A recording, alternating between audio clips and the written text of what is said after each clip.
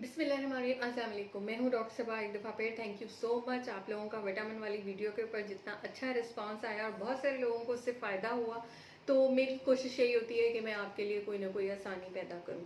उसके साथ ही बहुत सारे लोगों के मुझे इनबॉक्स में भी आए, मैसेजेस भी आए, अलग से भी लोगों ने पूछा कि हम स्किन स्पेशलिस्ट के पास नहीं जा सकते, तो हमें कोई ऐसी चीज़ें बता दें कि जो हम घर बैठे कर लें। ठीक है, अब उसमें उन्होंने जो मेन चीज़ थी उसमें मैं अब आहिस्ता आहिस्ता सारे इश्यूज़ को एड्रेस करूँगी कि उसमें अब था कि जी स्किन पे जो मोल यानी मस्से और मुहासे बनते हैं और स्किन टैग्स बनते हैं और वायरल वॉर्ड्स बनते हैं, आखिर इनकी क्या वजह है और हम इसको जो है वो कैसे ख़त्म कर सकते हैं। अगर हमारी बिल्कुल भी किसी डर्माटोलॉजिस्ट तक हमारी अप्रोच ना हो तो हम इसको घर बैठे कैसे क्योर कर सकते हैं। तो आज की वीडियो इसी से मुताल्लिक है। पहले मैं आपको कॉजेज़ बताऊंगी इसकी कि ये क्यों होती हैं ताकि आप उनको रोकथाम कर सकें, और फिर उसके बाद जो है मैं आपको घर में बैठे कुछ इलाज बताऊंगी कि जो आपको फ़ायदा दे सकता है। तो वीडियो को एंड तक क्लास में देखिएगा। अच्छा जी, सबसे पहले जो है मैं आपको डिफरेंस बताऊँ कि इन सब चीज़ों में फ़र्क क्या होता है। पहली चीज़ जो स्किन टैग है, स्किन टैग एक अलग से स्किन के ऊपर उभार होगा, उसकी स्किन के ऊपर की एपिथेलियम यानी जो लेयर है वो जुड़ी भी होगी और नीचे से एक स्टेम होगी यानी जिसके साथ वो लटक रहा होगा। ठीक है, तो ये होता है स्किन टैग। अब उसके बाद हम आ जाते हैं कि आपका मोल क्या होता है। मोल डूम शेप्ड होगा, ऊपर से रेड भी हो सकता है, ब्राउन भी हो सकता है, ब्लैक भी हो सकता है और सेम स्किन कलर का भी हो सकता है और वो पूरी स्किन बेस के साथ अटैच होता है और हल्की सी खुरदरी सी स्किन होगी या बिल्कुल वैसे ही भी हो सकता है। ठीक है, अब तीसरी चीज़ आती है कि वायरल वॉर्ड्स क्या होते हैं। देखिए, वायरल वॉर्ड जैसा कि नाम से जाहिर है, वायरस यानी ह्यूमन पेपिलोमा वायरस एक वायरस की किस्म है जो जिस्म में किसी भी तरह से स्पेशली कांटेक्ट से सर्फेसिस से आपके जिस्म में कहीं ना कहीं से एंटर हो सकता है। जैसे किसी इन्फेक्टेड बंदे ने जो है कहीं किसी जगह को हाथ लगाया, आपने भी वहीं लगा दिया, कॉमनली चप्पल यूज़ कर ली। ये कॉमन प्रॉब्लम होती है स्पेशली उन जगहों पे जहाँ डूम्स होते हैं या हॉस्टल्स होते हैं, लोग एक दूसरे की चीज़ें फ्रिक्वेंटली यूज़ कर रहे होते हैं। तो आपको जो है वो स्पेशली जो पाँव का नीचे का एरिया है वहाँ पे आपको वायरल वॉर्ड्स जो है वो बन सकते हैं। ठीक है, और ये पामर क्रीजेस यही वाली सर्फेसेस हैं जो आमतौर पे आपके ज़्यादा कांटेक्ट में आती हैं। तो viral wards human papilloma virus से आपको वहाँ से बनते हैं। अब इनकी कॉमन सी रीज़न, सबसे पहली एक चीज़ ये कि स्किन टैग्स की अगर हम बात करें तो स्किन टैग्स नेक की क्रीजेस, उसके साथ आपकी ग्रॉइन की क्रीजेस और वो वाले एरियाज़ जहाँ पे स्किन में फोल्ड्स बनते हैं उन एरियाज़ में ज़्यादा होते हैं, लेकिन अदरवाइज ये जिस्म में कहीं भी बन सकते हैं। ठीक है, दूसरी चीज़ आती है आपके मोल्स। मोल्स की भी सेम यही है कि आपके जिस्म में ज़्यादातर उन एरियाज़ में होते हैं जो ज़्यादा एक्सपोज्ड हो या फिर उन वाले एरियाज़ में जो आपकी थाइज़ हो, बैक हो, एब्डोमेन हो, इन एरियाज़ पे ज़्यादा होते हैं एज़ कम्पेयर टू कि आपकी एक्सट्रीमिटीज़ हो। उसके बाद तीसरी चीज़ जो आती है आपके वायरल वॉर्ड्स, वो मैंने आपको बता दिया। रीज़न क्या होती है, पहली चीज़ एक हाइजीन है। बाज़ औक़ात हाइजीन अच्छी नहीं होती, क्रीजेज़ में बैक्टीरिया भी आते हैं, क्रीजेज़ में फ्रिक्शन भी आती है और बहुत ज़्यादा जो टाइट क्लोथिंग्स होती है उनसे बाज़ का स्किन रगड़ खा रही होती है। तो जिन फीमेल्स को स्पेशली होता है अगर अंडर गारमेंट्स बहुत ज़्यादा टाइट होते हैं या कुछ होते हैं तो उन एरियाज़ में उनको स्किन टैग्स जो हैं वो किसी टाइम पे ग्रो कर सकते हैं। ठीक है, ये कोई हार्ड एंड फास्ट रूल नहीं है लेकिन ये कॉमन ऑब्जर्वेशन है।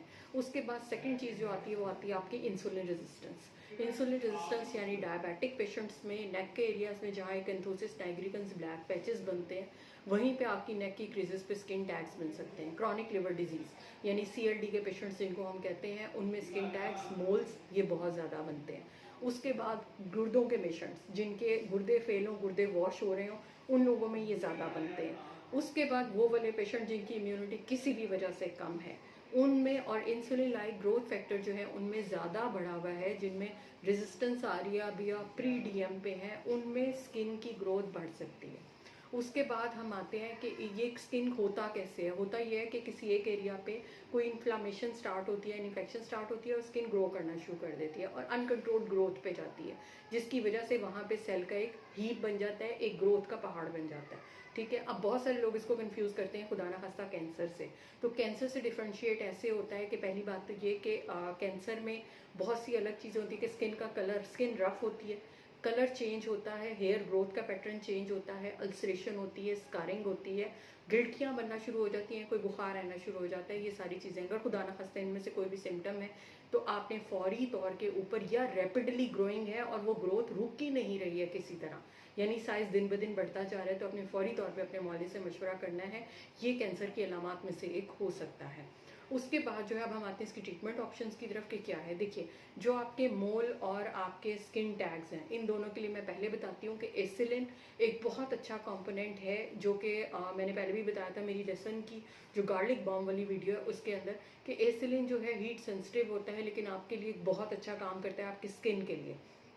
आपने लहसुन का जवा लेना है और उसको बिल्कुल जो है ना वो क्रश करके उसका जूस निकाल लेना है। जितने ड्रॉप्स वो निकलते हैं उसमें उतनी ही मिकदार में पायोडीन आपने ऐड करनी है। एक ईयरबड जो होती है वो रुई वाली, वो आपने लेनी है, क्योंकि हाथ से आप लगाएंगे तो एरिया ज़्यादा हो जाएगा, उसकी ज़रूरत नहीं है। तो ईयरबड जो है वो आपकी सबसे ज़्यादा हुआ है, या किसी भी कॉटन की छोटी सी बड बना के उसको डिप करें, और डिप करके जो आपका मुतासरा हिस्सा है सिर्फ उसके ऊपर दिन में 2 से 3 मरतबा उसको अप्लाई करना है। ठीक है, ये मैं उन लोगों के लिए बता रही हूँ जो कि मुझे कहते हैं कि जी हम बिल्कुल भी डर्माटोलॉजिस्ट के पास नहीं जा सकते। अदरवाइज बेस्ट ऑप्शन है इसके पहले आप स्किन एवेल्युएशन कराएं, अपना पैच टेस्ट करवाएं, और उसके बाद आप जो है किसी भी रेमेडी की तरफ जाएं। और इसको भी करने से पहले आप घर में अपना पैच टेस्ट करें या थोड़ा सा लगा के देखें। अगर आपको कोई जलन या कोई रेडनेस नहीं हो रही तो आपने अप्लाई करना है, वरना मत करें। ठीक है, दूसरी चीज़ जो आती है वो आती है वायरल वॉट्स के लिए, कि वायरल वॉट्स के लिए जो है सैलिसाइलिक एसिड 2% सोल्यूशन जो है बाज़ार में ईजिली अवेलेबल है। ठीक है, उसके लिए आपने वो लेना है और उसको उसी तरह कॉटन बड पे लगा के अपने वॉट के ऊपर लगाना है, और वॉट के ऊपर लगा के कोई भी सनी प्लास या छोटी टेप से आपने उसके ऊपर कवर कर देना है। दिन में 3 से 4 मरतबा आपने उसको जो है वो अप्लाई करना है। मेडिकेटेड स्ट्रिप्स आती हैं बाज़ार में जो कि कॉर्न कैप के नाम से मिलती हैं, अगर आपको वो है तो आप वो लगा सकते हैं, और उसको भी आपने दिन में 2 से 2 मरतबा तो कम से कम लगाना है, जब तक वो लगी रहती है। ठीक है, वो जहाँ से हिस्सा होगा उसको नरम करेगी और वो पूरा का पूरा वॉट आपका बाहर निकल आएगा। जिनका बहुत अच्छा ख्याल रखना है, खुराक को मुतवाजन रखना है, और अपनी दवाइयाँ अगर कोई आप लेते हैं तो उसको लेते रहना है। तो अपना बहुत ख्याल रखिएगा। फिर मिलेंगे किसी नई वीडियो के साथ, तब तक के लिए अल्लाह हाफ़िज़।